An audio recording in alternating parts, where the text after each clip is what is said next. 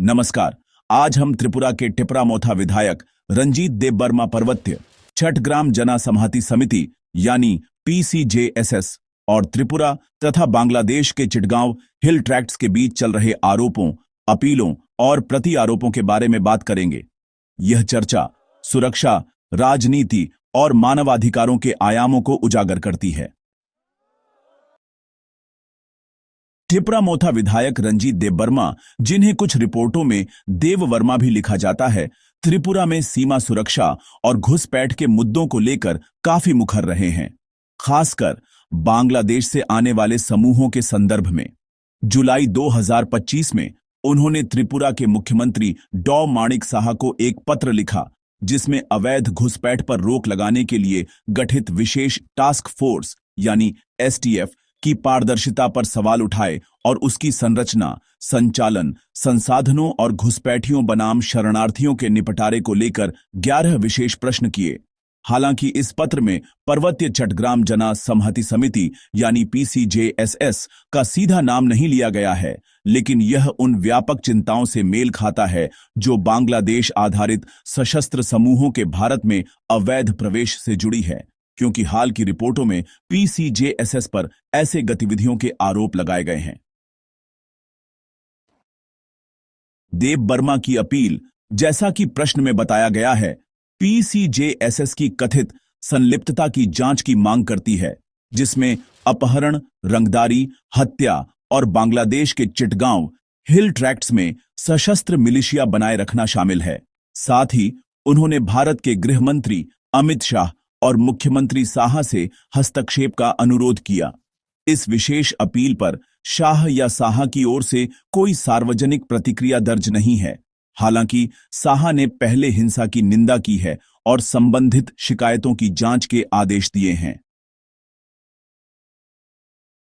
देबबर्मा का रुख टिपरामोथा नेता प्रद्योत विक्रम माणिक्य देबबर्मा के उस दृष्टिकोण से मेल खाता है जिसमें शांतिपूर्ण समाधान और आदिवासी अधिकारों पर बल दिया गया है।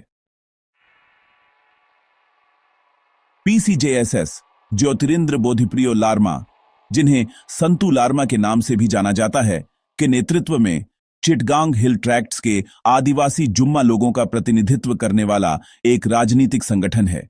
इसने ऐतिहासिक रूप से अपनी सशस्त्र शाखा शांति वाहिनी के माध्यम से स्वायत्तता के लिए संघर्ष किया था, और ये संघर्ष तब तक जारी रहा जब तक 1997 के सीएचटी शांति समझौते ने विद्रोह को समाप्त नहीं कर दिया। हालांकि अब भी ऐसे आरोप लगते हैं कि पीसीजेएसएस सशस्त्र तत्वों को बनाए रखता है और आपराधिक गतिविधियों में संलिप्त है, जबकि पीसीजेएसएस इन आरोपों का खंडन करता है और बांग्लादेश सरकार पर समझौते को लागू करने में विफल रहने और मानवाधिकार हनन का आरोप लगाता है। ऐतिहासिक संघर्ष में पीसीजेएसएस की शांति वाहिनी ने 1977 से लेकर 1997 तक बांग्लादेशी सेना और बंगाली बसने वालों के खिलाफ गुरिल्ला युद्ध लड़ा था, जिसमें हजारों मौतें हुईं। समझौते के बाद गुटों में विभाजन हुआ और संयुक्त पीपुल्स डेमोक्रेटिक फ्रंट यानी यूपीडीएफ जैसे समूहों के साथ प्रतिद्वंद्विता शुरू हो गई। आलोचकों का कहना है कि पीसीजेएसएस गुटीय हिंसा में शामिल रहा है, जबकि हत्याओं और हमलों के लिए दोनों पक्ष एक दूसरे को दोषी ठहराते हैं। जून 2025 की त्रिपुरा में गिरफ्तारियों की बात करें तो 3 से 4 जून 2025 को त्रिपुरा पुलिस ने अगरतला के हापनिया में 13 पीसीजेएसएस सदस्यों को भारत में अवैध प्रवेश के आरोप में गिरफ्तार किया। ये लोग बांग्लादेश के खगड़ाछड़ी जिले में यूपीडीएफ के साथ संघर्ष में घायल होने के बाद इलाज के लिए आए थे। इनमें थुई मोग और रुमेल चकमा भी शामिल थे। इन्हें वापस भेज दिया गया। इस घटना ने त्रिपुरा में विरोध प्रदर्शन भड़का दिए और आरोप लगाया गया कि पीसीजेएसएस भारत की भूमि को आपराधिक गतिविधियों के सुरक्षित ठिकाने के रूप में इस्तेमाल करता है। मिजोरम में भी ठीक इसी तरह की गिरफ्तारियां हुईं, जहां फरवरी और जून 2025 में पीसीजेएसएस के कैडर हथियारों और नशीले पदार्थों के साथ पकड़े गए। जुलाई 2025 में जुम्मा लिबरेशन आर्मी यानी जेएलए द्वारा एक अपहरण की घटना सामने आई।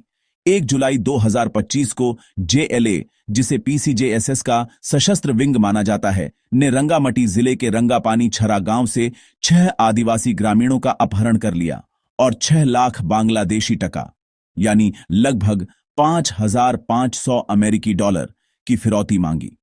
पीसीजेएसएस ने इस अपहरण की पुष्टि करते हुए तस्वीरें भी जारी की। संतु लार्मा को कमांड रिस्पॉन्सिबिलिटी के सिद्धांत के तहत जिम्मेदार ठहराया गया। अब बात करते हैं व्यापक आरोपों की। पीसीजेएसएस पर यह आरोप है कि वह ऐसी मिलिशिया बनाए रखता है जो अपहरण, रंगदारी, आदिवासी नागरिकों की हत्या, मादक पदार्थों की तस्करी, जैसे कि मिजोरम में 104.3 मिलियन रुपए मूल्य की मेथाम्फेटामाइन जब्त हुई, हथियारों की तस्करी और बाल सैनिकों की भर्ती जैसे मामलों में शामिल है। Chittagong hill tracts indigenous peoples youth federation यानी CHTIPYF ने पीसीजेएसएस को आदिवासी अधिकार मंचों से निष्कासित करने का आग्रह किया, यह कहते हुए कि वह 1000 से अधिक हत्याओं और बांग्लादेश सरकार समर्थित अर्धसैनिक बल की भूमिका के लिए जिम्मेदार है। अन्य आरोपों में भारत विरोधी गतिविधियां शामिल हैं, जैसे त्रिपुरा यूनाइटेड नेशनल फ्रंट का गठन और पाकिस्तान की ISI के समर्थन से डॉ. मोहम्मद यूनुस की अंतरिम सरकार से समर्थन प्राप्त करना।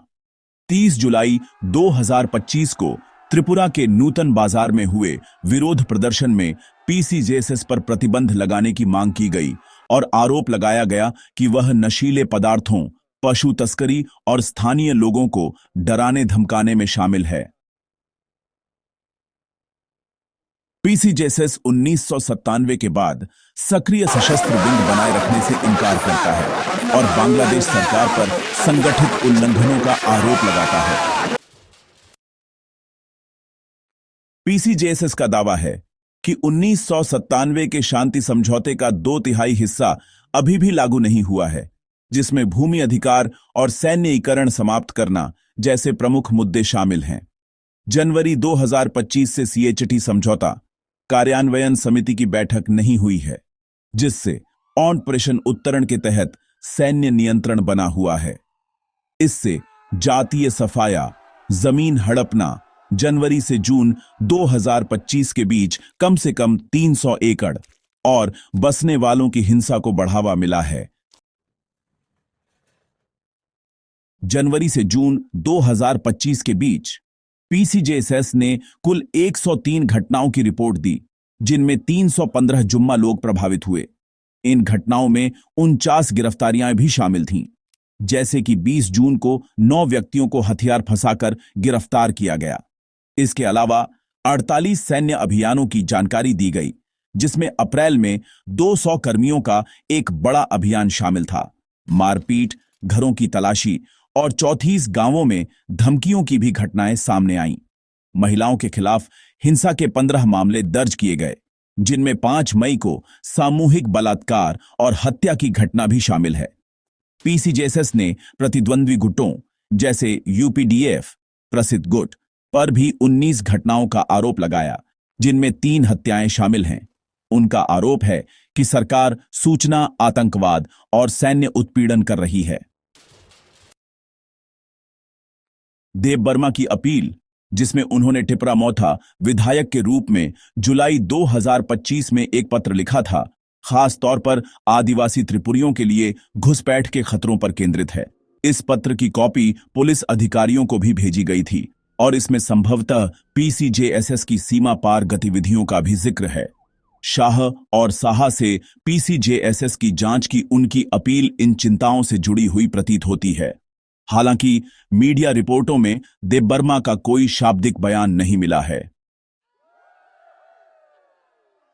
इस मुद्दे पर अमित शाह की ओर से कोई विशेष बयान दर्ज नहीं है।